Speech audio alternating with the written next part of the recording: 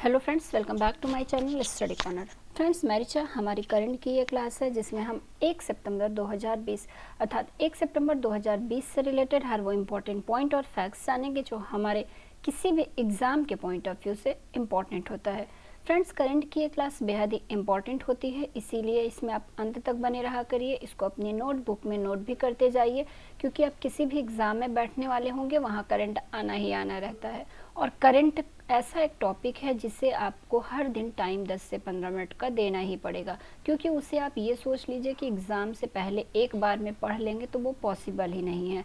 Current कभी भी एक बार में आप नहीं याद कर सकते हैं, उसके लिए आपको करंट की क्लास से डेली जुड़ना होगा।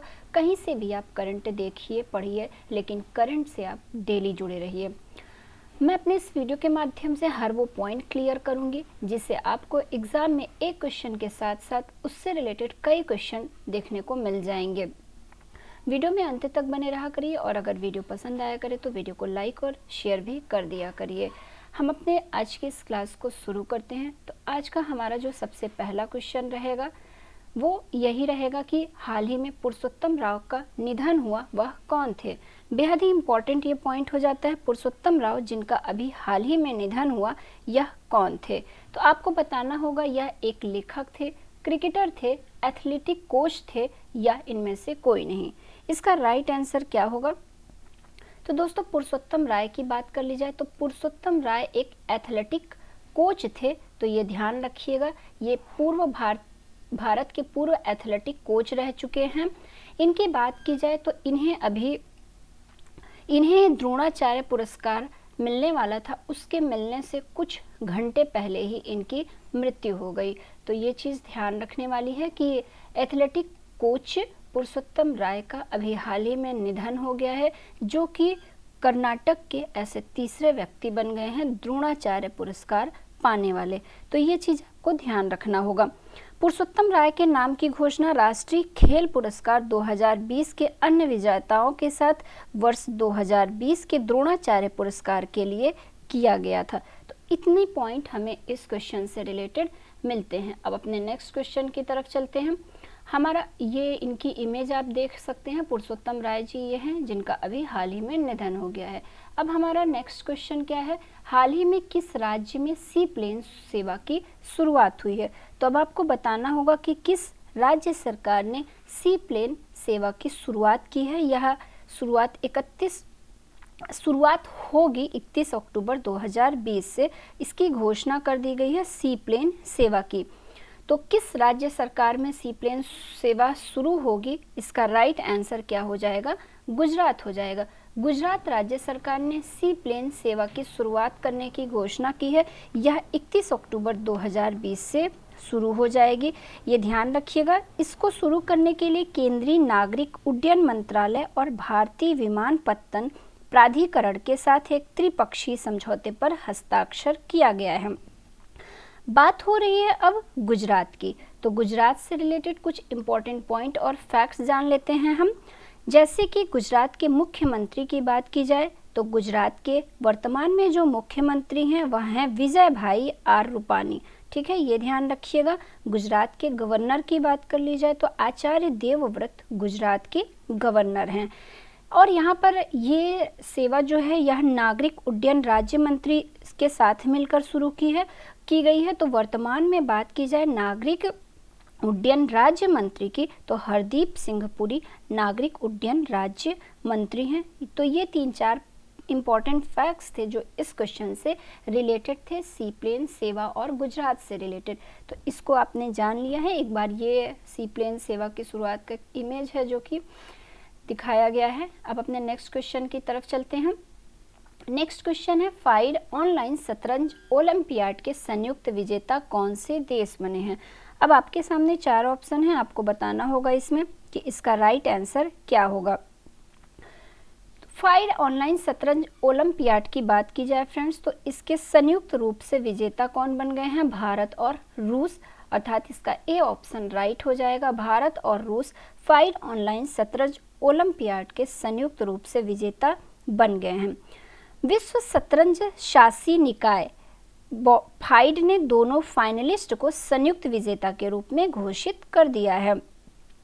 इसके बाद कुछ चीज़ें इससे रिलेटेड जान लीजिए कि कोरोना महामारी के कारण पहली बार फीडे ऑनलाइन शतरंज ओलंपियाड आयोजित किया गया था। शतरंज में यह सबसे बड़ी टीम चैंपियन है, ये ध्यान रखिएगा, क्योंकि ऑनलाइन टूर्नामेंट में लगभग 163 देशों ने हिस्सा लिया था।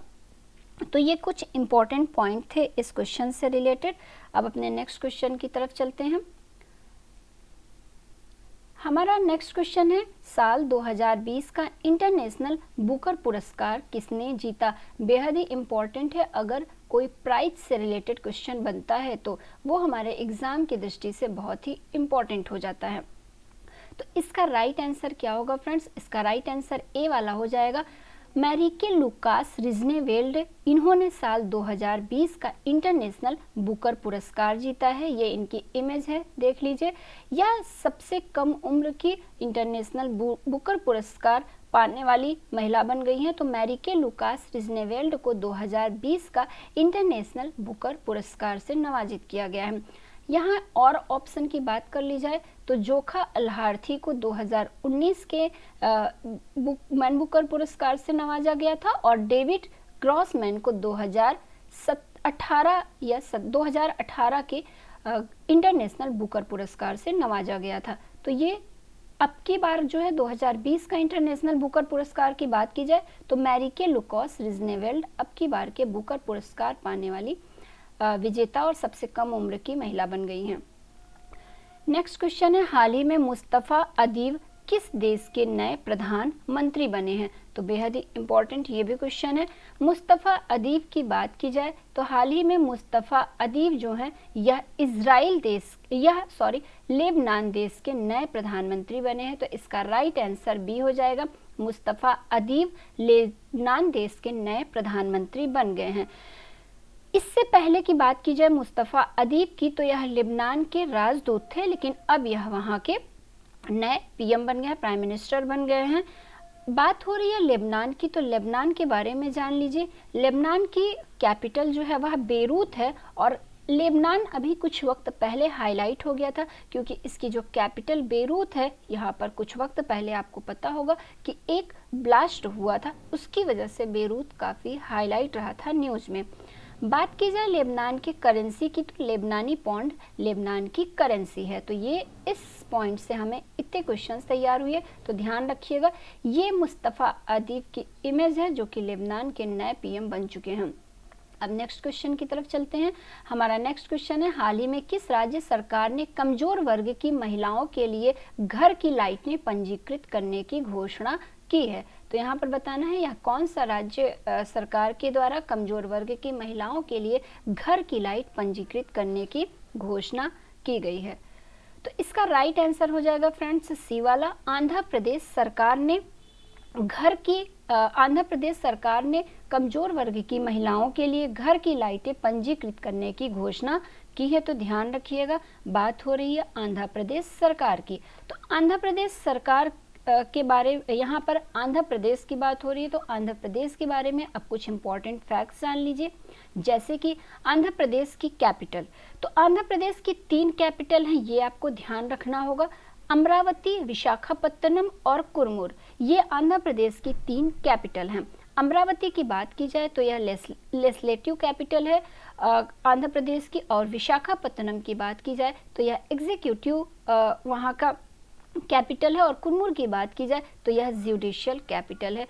बाकी यहाँ पर आंध्र प्रदेश के सीएम को भी जान लीजिए। जगन मोहन रेड्डी आंध्र प्रदेश के वर्तमान में सीएम है, और आंध्र प्रदेश के गवर्नर की बात कर ली जाए तो विश्वभूषण हरिजन आंध्र प्रदेश के वर्तमान गवर्नर हैं। तो इतने पॉइंट्स हमें इस क्वेश्चन से मिल गए। इसी तरह से आप कोई भी पॉइंट पढ़िए तो उससे रिलेटेड जितने भी क्वेश्चन बनने की पॉसिबिलिटी होती है वो सारा उसी वक्त क्लियर कर लीजिए।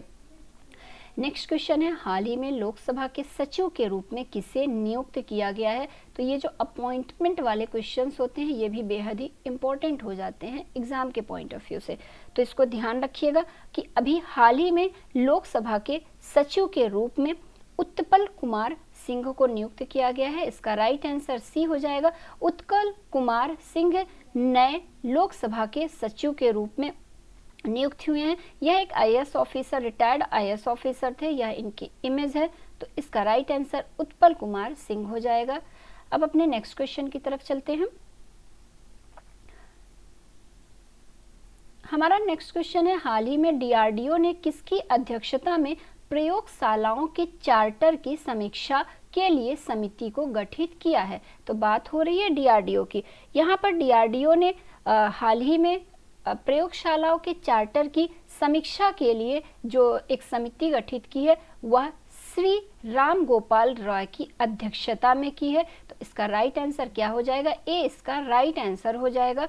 डीआरडीओ ने श्री राम गोपाल रॉय की अध्यक्षता में प्रयोगशालाओं के चार्टर की समीक्षा की है के लिए समिति को गठित किया है। अब बात हो रही है यहाँ पर किसकी? डीआरडीओ की। तो डीआरडीओ के बारे में कुछ चीज़ें जान लीजिए, जैसे कि डीआरडीओ के फुल फॉर्म की बात कर ली जाए तो डीआरडीओ का फुल फॉर्म होता है defence research and development organisation. DRDO की स्थापना की बात की जाए तो 1958 ईस्वी में डीआरडीओ की स्थापना हुई थी। डीआरडीओ के हेडक्वार्टर की बात कर ली जाए तो न्यू दिल्ली में डीआरडीओ का हेडक्वार्टर है। डीआरडीओ के वर्तमान में चेयरमैन की बात की जाए तो जे सतीश रेड्डी डीआरडीओ के वर्तमान में चेयरमैन है। और एक और क्वेश्चन यहाँ से बनता है कि डीआरडीओ का मोटो क्या है? तो डीआरडीओ का मोटो एक संस्कृत का शब्द है, वलस्य मूलम विज्ञानम, यह डीआरडीओ का मोटो है। तो ये चीज़ें इतने पॉइंट आपको ध्यान रखना होगा इस क्वेश्चन से रिलेटेड। अब हमारा नेक्स्ट क्वेश्चन है, हाल ही में आरओ ट्रेन सेवा की शुरुआत कहाँ से हुई है? तो आरओ मतलब रोल ऑन इसका फुल फॉर्म होगा। तो रोल ऑन ट्रेन सेवा की शुरुआत कहाँ से हुई है? इसका राइट आंसर क्या हो जाएगा? बेंगलुरु हो जाएगा। सी आंसर इसका राइट हो जाएगा। बेंगलुरु में रोल ऑन ट्रेन सेवा की शुरुआत की है। यह बेंगलुरु के मेला मंगला जो एक जगह है, मेला मंगला से शुरू की गई है। वहाँ से यह महाराष्ट्र के सोलापुर तक इस ट्रेन सेवा को चलाई जाएगी। तो बेंगलुरु के मेला मंगला से महाराष्ट्र के सोलापुर तक रोल ऑन ट्रेन की शुरुआत की गई है। अब रोल ऑन का मतलब क्या है? इस सेवा का मतलब क्या है?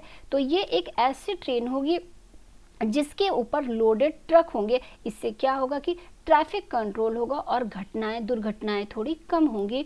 तो ये ऐसी ट्रेन होगी जिसके ऊपर ट्रेन के ऊपर लोडेड ट्रक रहेंगे। तो यही है रोल ऑन ट्रेन सेवा जो कि बेंगलुरु से शुरू की गई है। अब अपने नेक्स्ट क्वेश्चन की तरफ चलते हैं। हमारा नेक्स्ट क्वेश्चन है, हाल ही में जार्स बॉम्ब को किस देश द्वारा विकसित किया गया है? तो यहाँ पर क्या है? जार बॉम्ब या जार्स बॉम्ब। तो इसको किस देश के द्वारा विकसित किया गया है ये पूछ रहा है। तो यह किस देश के द्वारा विकसित किया गया है? इसका राइट आंसर बी हो जाएगा। ये रूस के द्वारा विकसित किया गया है। तो ये ध्यान रखिएगा, जार बॉम्बा किस देश के द्वारा विकसित किया गया है? रूस के द्वारा विकसित किया गया है। ये इसकी एक इमेज है, ये ध्यान दे लीजिए आप। अब बात हो रही है जार बॉम्बा की। तो यह एक हाइड्रोजन बम है, पहली बात तो ये ध्यान रखिएगा। हाइड्रोजन बम कहा जाए तो मतलब यह नाभिकीय संलयन की प्रोसेस से बना हुआ है। एक दूसरी चीज और एक होता है एटम बॉम्ब। एटम बॉम्ब क्या होता है? वह नाभिकीय विखंडन की प्रोसेस से बनता है, जबकि हाइड्रोजन बॉम्ब क्या होता है? नाभिकीय संलयन की प्रोसेस से बनता है। तो यह एक जो जार बॉम्ब है यह एक हाइड्रोजन बॉम्ब है, ये ध्यान रखने वाली बात है। इसको रूस देश के द्वारा विकसित किया गया है। बात हो रही है रूस की, तो रूस से रिलेटेड अब कुछ इंपॉर्टेंट फैक्ट्स जान लीजिए। जैसे कि रूस की कैपिटल की बात की जाए तो मॉस्को रूस की कैपिटल है। रूस की करेंसी की बात कर ली जाए तो रशियन रूबल रूस की करेंसी है। रूस के प्रेजेंट टाइम में प्रेसिडेंट की बात की जाए तो व्लादिमीर पुतिन रूस के प्रेजेंट टाइम के प्रेसिडेंट हैं। और रूस में एक दो पॉइंट और आपको ध्यान देने वाली बात है कि रूस में लेख वैकाल है। रूस का जो सबसे बड़ा माउंट है वह माउंट एल्ब्रस है। तो ये कुछ इंपॉर्टेंट फैक्ट्स थे जो कि रूस से रिलेटेड थे, जिसे आपको याद रखना होगा। अब नेक्स्ट पॉइंट है, हाल ही में किस आईआईटी ने संस्कृत में प्राचीन विज्ञान पढ़ाने के लिए नया पाठ्यक्रम पेश किया है? तो किस आईआईटी ने, आपको नाम बताना होगा, संस्कृत में प्राचीन विज्ञान पढ़ाने के लिए नया पाठ्यक्रम पेश किया है? तो इसका आंसर सी हो जाएगा। आईआईटी इंदौर ने संस्कृत में प्राचीन विज्ञान पढ़ाने के लिए नया पाठ्यक्रम पेश किया है। इंदौर से रिलेटेड एक और बात जान लीजिए, एक फैक्ट जान लीजिए कि इंदौर को अब की बार का 2020 का सबसे क्लीन सिटी का भी अवार्ड मिला हुआ है। अब अपने नेक्स्ट क्वेश्चन की तरफ चलते हैं। हमारा नेक्स्ट क्वेश्चन है, जो कि लास्ट क्वेश्चन रहेगा हमारे आज के इस वीडियो का। हाल ही में एसबीआई म्यूचुअल फंड के एमडी और सीईओ किसे बनाया गया है? तो एसबीआई के म्यूचुअल फंड के एमडी और सीईओ विनय टोन्स को बनाया गया है। इसका राइट आंसर क्या होगा? सी होगा। बात हो रही है एसबीआई की, तो एसबीआई के बारे में कुछ चीज़ जान लीजिए। एसबीआई का जो हेडक्वार्टर है यह मुंबई महाराष्ट्र में है, और एसबीआई के स्थापना की बात की जाए तो 1 जुलाई 1955 ईस्वी को एसबीआई की स्थापना हुई थी। तो फ्रेंड्स, ये हमारा आज 1 सितंबर 2020 से रिलेटेड कुछ इम्पॉर्टेंट करंट अफेयर की क्लास थी, जो कि बेहद ही इम्पॉर्टेंट होगा हमारे एग्ज़ाम के पॉइंट ऑफ व्यू से। वीडियो आपको कैसा लगा, हमें अपनी राय और सुझाव ज़रूर दिया करिए, और अगर वीडियो पसंद आया करे तो वीडियो को लाइक और शेयर भी किया करिए। और एक रिक्वेस्ट है, अगर आप हमारे चैनल में नए हैं तो चैनल को सब्सक्राइब कर लीजिए और बेल आइकॉन के बटन को ऑन कर दीजिए, ताकि कोई भी वीडियो अपलोड हो तो वो आप तक पहुंच जाए। अपने नेक्स्ट वीडियो में दोस्तों फिर से मिलते हैं, तब तक के लिए धन्यवाद।